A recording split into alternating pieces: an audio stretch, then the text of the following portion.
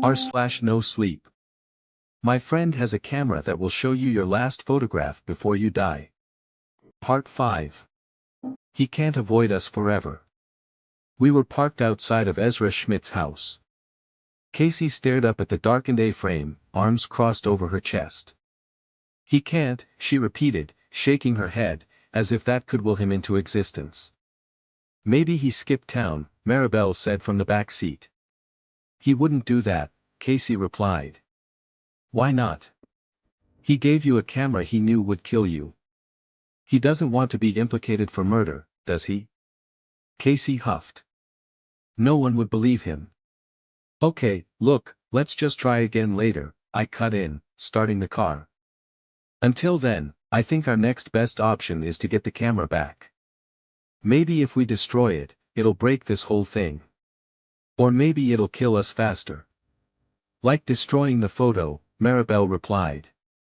They probably already threw it away, Casey added.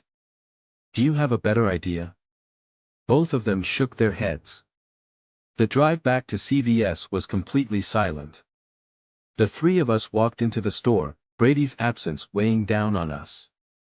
A quick glance around, but photo guy wasn't there, there was just an older woman standing at the counter. We were here on Friday, Maribel started, with a disposable camera. Do you by any chance still have it? A disposable camera? I nodded. I haven't seen one of those things in years, she said, shaking her head. I don't know. We used to recycle them, I think. Recycle them? Maribel glanced at me. Yeah. I don't even think they melt them down. The plastic body is just, like, refilled with new film and sold again. It's how Kodak turned such a big profit on those things. I mean, a whole camera for $10, who could beat that, right? I mean, is there any chance you still have it somewhere? I interrupted. Maybe. I think we only do the whole recycling thing on Mondays, and those guys that come take the hazardous stuff, like with lithium batteries and whatnot, every other Wednesday, she continued muttering to herself as she crouched down, scanning the other side of the counter. What day did you say you came here, again? Friday, I replied. Ah. You're in luck, I think. Is this it? She pulled out the camera. The three of us stared down at it. The camera stared back at us, lens glistening in the light. My stomach turned. Are you gonna take it or not? Sorry.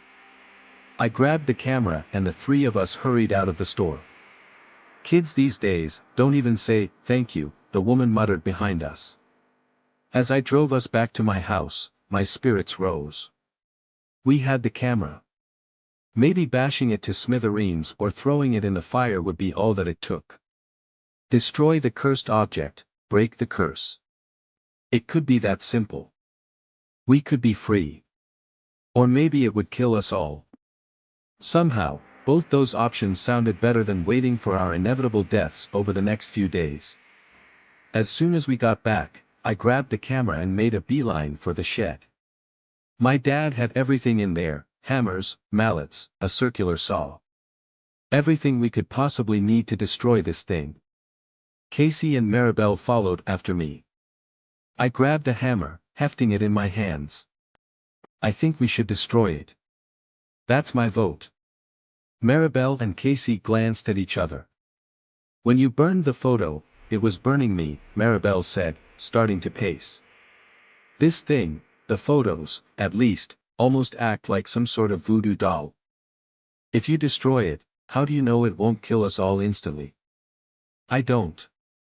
But saving us or dying instantly both sound better than waiting around to die. I turned to Casey. What about you? She chewed on one of her Malibu pink fingernails. I don't know. I guess we gotta try destroying it. We're all gonna die anyway, right? 2-1, I told Maribel. Sorry. She crossed her arms. I grabbed 3 pairs of safety glasses off the wall and handed them out. Casey raised an eyebrow at me. Safety glasses? Really? If we survive this thing, do you want to be blind? No. But they look so stupid. She put them on, grimacing. Yuck. Maribel rolled her eyes, then replaced her own glasses with the safety ones. She gave me a hesitant thumbs up. I positioned the camera in the center of the work table. Then I raised the hammer. In the lens, I could see my tiny reflection. Distorted by the spherical lens, like a fisheye view.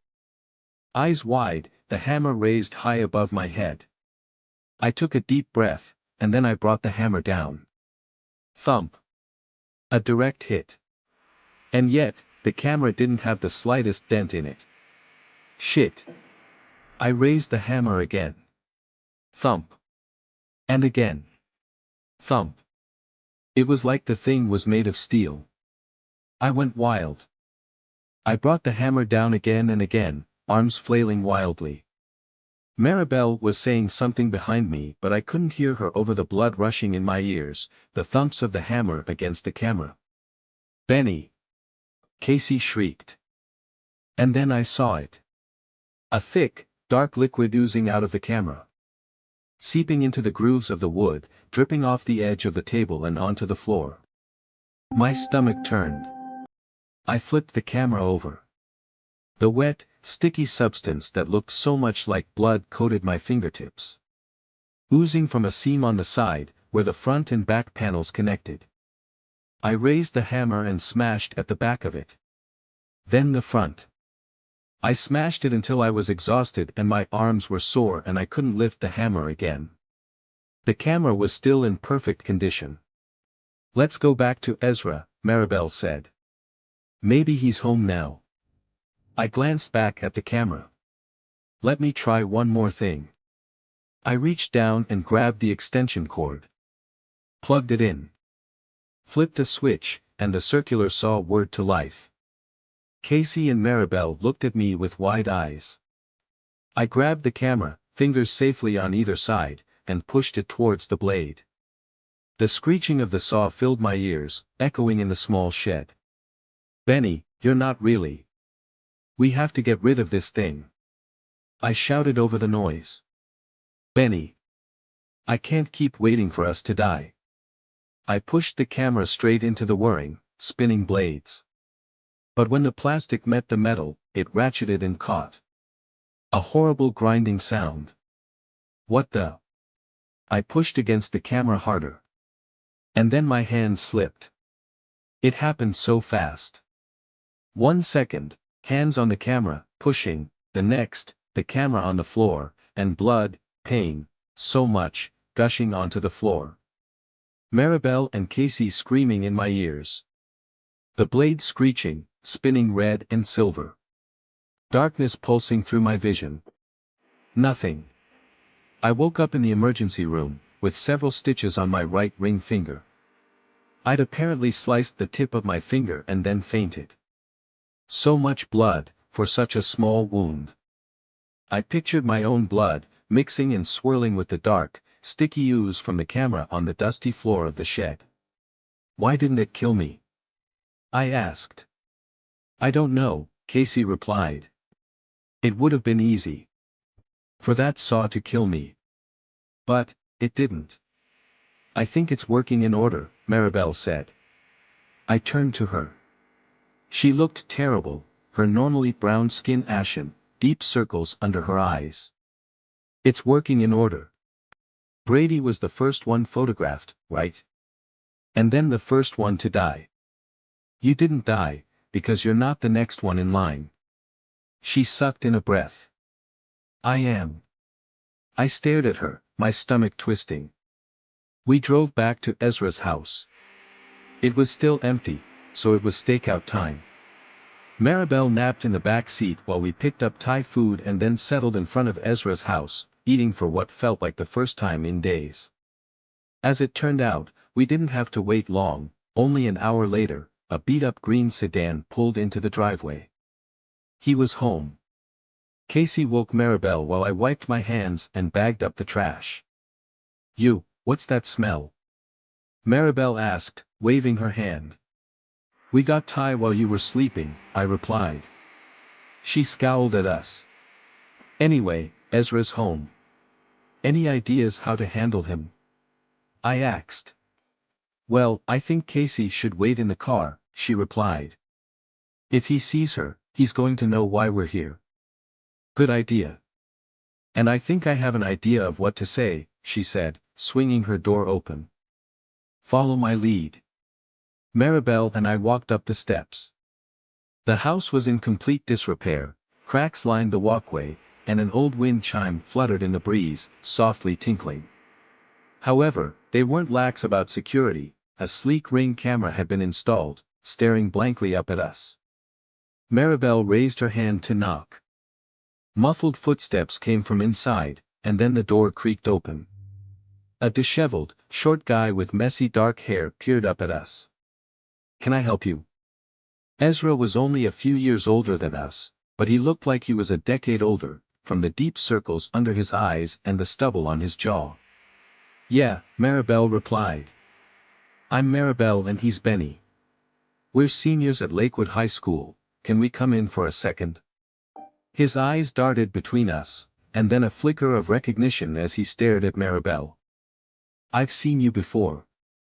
You're in marching band, right? She nodded, smiling. Can we come in? His eyes narrowed. Why? You guys Jehovah's Witnesses now, or something? We're interviewing alumni, Maribel cut in, her voice filled with fake confidence. I never knew Maribel had any acting skills, but I guess survival instincts had taken over, because she was completely convincing. We're doing this whole project where the seniors are interviewing alumni to get an idea of what the real life looks like after high school. It's like, a whole thing. A pause. And then Ezra stepped aside. Okay, what the hell, come on in. I got a few minutes. We stepped past him into a small, messy living room. Piles of mail, stacks of boxes, dirty dishes on the coffee table. The door clicked shut. Sorry about the mess, Ezra started. I was just. What's the story with the camera you gave Casey? Maribel asked. Ezra paled. And then he ran for the door. Time stood still. I stood, frozen in shock, one part of my brain screaming to move and tackle him, the other part terrified. Thankfully, Maribel was faster. She immediately leapt at him, and tackled him to the floor. Don't just stand there. I ran over and grabbed shoulders, keeping him pinned to the ground. Brady is dead because of you, Maribel growled in his face. His eyes went wide. Who? The camera killed him, and now it's going to kill all of us. I shouted. No. I don't want you guys to die. I didn't want anyone to die except her. He pointed a shaking finger behind us. I turned around to see Casey standing there in the open doorway, arms crossed.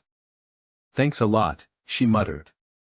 Do you know what Emma has gone through because of you? He shouted. He tried to get up, I struggled to keep him down. She had to drop out of college. She can't even play soccer anymore, her coordination's all fucked up. She will never be the same. But you don't even care, do you? She was just another person you could tear down and fuck up. Because that's the only thing you can do. It was middle school, okay? Everyone's mean in middle school. Casey shouted back. Emma wasn't, he growled. And neither was Brady, or Benny, or me. So why do we have to die? Huh? Maribel asked, leaning in so close I could see her spit flying onto his face. Ezra looked back at us, the anger fading from his face. I'm sorry. I really am. I thought she would just use the camera for selfies. Like the vain bitch she is, he suddenly shouted, looking back at her. And then she would die. I never thought she would bring anyone else into it. Yeah, but you had to realize she'd probably take other pictures. She's not going to take 20 selfies in a row, I said. He narrowed his eyes at me. There was only one photo left on the camera. Maribel glanced at me. It took a photo of each of us. All four of us. There was more than one photo. His face dropped. Tell us how to stop it. We promise we won't turn you into the police or anything. They wouldn't believe us, anyway. Maribel's voice began to shake. Tell us. Please. But Casey still needs to die. But Maribel and I don't. I shouted. So tell us how to stop it. He shook his head. Look, I am sorry for what I did, okay? Casey said, stepping towards us. I was really insecure back then. And I wasn't just mean to Emma. I was mean to everyone, except Avery and Maya. It wasn't like I was singling out your sister.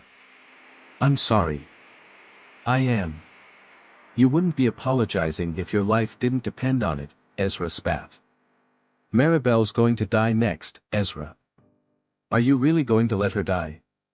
Or are you going to tell us how to stop it? I asked. Ezra glanced at me, then sighed. I don't know, okay. I got it online. Someone posted it on this online forum for supernatural stuff. I didn't even believe it at first myself. But then I took some pictures of bugs, and they curled up and died. But I don't know how to stop it. I don't. You're lying, I snapped. I'm not. I swear, I'm not. I think we need more than that. Casey said behind us, in a dark, gravelly voice I barely recognized as her own. I turned around, to see her reaching into her bag. And pulling out something shiny and black, the ratcheting sound of plastic gears fighting against each other. Oh no, oh no. Casey. Click. Ezra froze. No, he said weakly. No, you didn't. Casey took a step back, her face stone cold. Now you're in this too. So let me ask you again. How do we stop this thing? Ezra paused, and for a horrifying moment, I thought she just killed an innocent man. But then he spoke. Take a photo of the camera itself, he replied. Set it up in front of a mirror. Make sure you're not in the photo. The camera will self-destruct, kill itself, if it's the only living thing in the photo. The camera is alive? Maribel asked weakly. The dark blood, spilling out onto the work table, flashed through my mind. Ezra nodded. But he told me there will be consequences, for whoever destroys the camera. The curse itself will be gone, but there will be other things. What other things? I asked. I don't know. He didn't tell me. His eyes fell on Casey. I swear, this time, he didn't tell me. We dragged a stool into the bathroom upstairs. That's where the camera would sit, facing the mirror. The only problem now was pressing the button. There was no timer on the camera, so if we couldn't be in the picture, we had to do it with something non-living. A stick, maybe. Something. Anything. I was tearing through my closet when Maribel interrupted me. Benny? I turned around. Maribel was standing in the doorway, holding up her photo. I stepped closer. It had changed. It was now a grainy, black and white photo. Her, standing on a porch with her arms crossed. Face slightly distorted by a fisheye lens. It was the photo from Ezra's Ring camera. Taken less than an hour ago. No, no, no. We were running out of time. She could die any minute, any second. We need to get you somewhere safe, I said, grabbing her arm and pulling her out into the hallway. I don't. Brandon's room. My older brother's room had been cleared out for a year now. He was living in California for 5 years now with his boyfriend, and my parents were all too happy to remove every trace of him from the house. Only a dusty dresser sat in the corner. Which could kill her if it fell on her. I pulled her towards the closet. It was completely empty, except for some wire shelves that were too light to cause any damage. "Stay here until we get the picture," I said. "I'm kinda claustrophobic. It'll only be like 10 minutes. You'll be safe." I started for the door. "Benny, wait." I turned around. Maribel stood there, eyes red, tears rolling down her cheeks. She reached out and grabbed my hand. And then, without a word, she wrapped her arms around me in a hug. Pulled back, and reached up and kissed me. For that single instant, it was just the two of us. No death, no camera, nothing. The entire universe could be crumbling, and it wouldn't matter. Just us, two flickers of existence in the vastness of time and space, communing for a single moment. "Benny." I looked up to see Casey in the doorway. "What the fuck are you doing?" I stepped back. Maribel, blushing, backed into the closet. "I'll be right back, okay?" I whispered to her, before the door snicked shut. It took a few minutes, but I was able to eventually bend a wire coat hanger from my closet into something that would press the button. Casey watched as I stood in the bathroom doorway, slowly lowering the bit of steel onto the button. "Shit," I muttered as I missed it once. Twice. 3 times. But then, on the 4th time, I made it. Click. Followed by a deafening crack. The mirror had cracked. In circular rings, like someone had punched it or hit it with a crowbar. Exactly where the camera was aimed. But it didn't matter. We did it. I ran into Brandon's room. "We did it!" I shouted, throwing the closet door open. "We." My voice died in my throat. Maribel was on the floor, gasping for breath. Face red. Lips swollen and mottled. And then it all hit me like a truck. She'd kissed me. I'd eaten Thai peanut noodles. And Maribel was deathly allergic to peanuts. Thanks for watching. Please press the like button if you enjoyed and the notification bell next to the subscribe button to never miss another video. Let me know your thoughts below. Subscribe for the next part. Bye.